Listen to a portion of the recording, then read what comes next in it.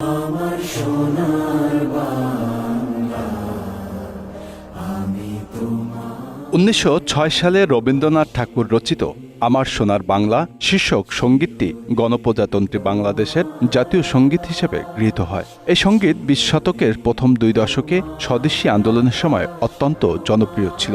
মুজিবনগরে বাংলাদেশের প্রবাসী সরকার এই গানকে বাংলাদেশের জাতীয় সঙ্গীত হিসেবে স্বীকৃতি দেয়। সেই জাতীয় সঙ্গীত পরিবর্তনের প্রস্তাব উঠেছে। স্বাধীনতা যুদ্ধের বিরোধীকারী দল জামাত ইসলামীর সাবেক আমিরের ছেলে আমান আজিম এই দাবির পক্ষে বিভিন্ন যুক্তি তুলে ধরেন। জাতীয় সঙ্গীত যা একটি দেশের আত্মপরিচয়ের প্রতীক, তা কি পরিবর্তন করা হয়? উত্তর হ্যাঁ। পৃথিবীর বিভিন্ন দেশ বিভিন্ন সময়ে জাতীয় সঙ্গীত পরিবর্তন করেছে। এর পেছনে রয়েছে রাজনৈতিক, সামাজিক এবং সাংস্কৃতিক বিভিন্ন প্রেক্ষাপট।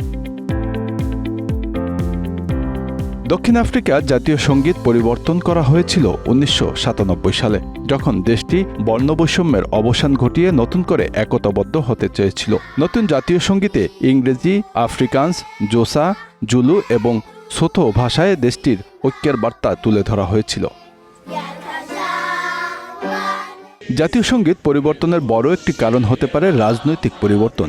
যেমন সোভিয়েত ইউনিয়নের পতনের পর রাশিয়া তাদের পুরনো যার সময়কার সঙ্গীত থেকে পরিবর্তন করে নতুন সঙ্গীত গ্রহণ করেছিল।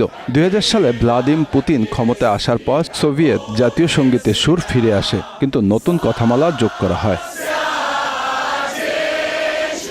কিছু দেশ জাতীয় সঙ্গীত পরিবর্তন নিয়ে তীব্র বিতর্ক দেখা দেয়। উদাহরণস্বরূপ অস্ট্রেলিয়ায় জাতীয় সঙ্গীত অ্যাডভান্স অস্ট্রেলিয়া ফেয়ার নিয়ে বিতর্ক হয়েছিল, কারণ এর মধ্যে আদিবাসী জনগোষ্ঠীর সংস্কৃতি এবং ইতিহাসের প্রতিফলন ছিল না। অবশেষে 2021 সালে ইয়ং অ্যান্ড ফ্রি বা কংসটি পরিবর্তন করে ওয়ান অ্যান্ড ফ্রি করা হয়, যাতে সব অস্ট্রেলিয়ানদের অন্তর্ভুক্ত করা যায়।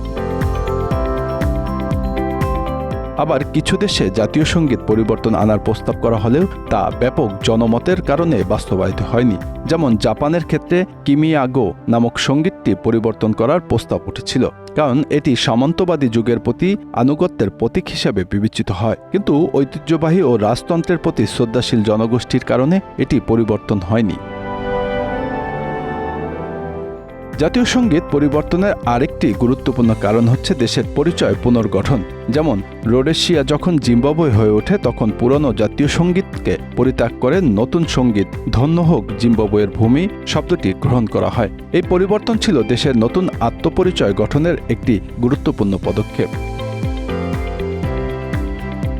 2012 সালে লিঙ্গ সমতা আনার জন্য অস্ট্রিয়ার জাতীয় সঙ্গীত ছেলেরা এর জায়গায় মেয়েরা এবং ছেলেরা লেখা হয়েছে।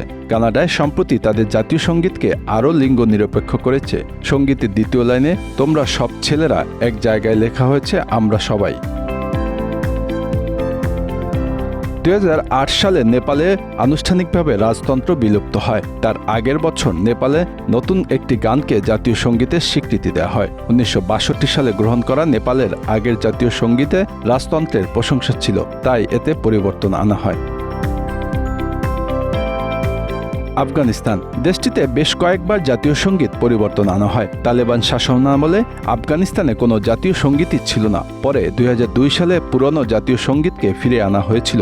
পরে 2006 সালে তৎকালীন কারজাই সরকার সবকিছু নতুন করে শুরু করতে জাতীয় সঙ্গীতও পরিবর্তন করে।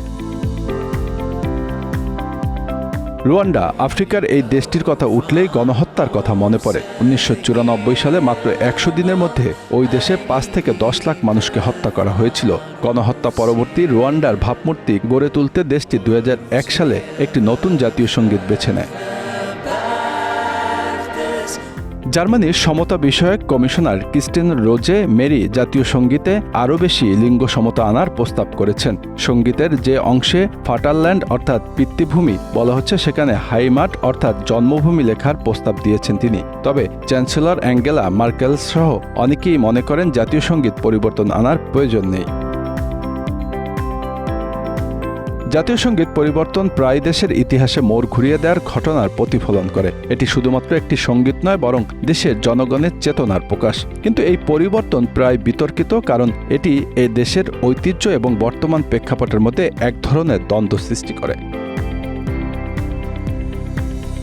এখন প্রশ্ন থেকে যায়, জাতীয় সঙ্গীত কি সময়ের সাথে সাথে পরিবর্তন হওয়া উচিত, নাকি এটি অটুট রাখা উচিত দেশের স্থায়ী প্রতীক হিসাবে? এই বিতর্ক চলমান এবং প্রতিটি প্রজন্মই তাদের নিজস্ব উত্তর খুঁজে নেবে। Bangla affairs news desk.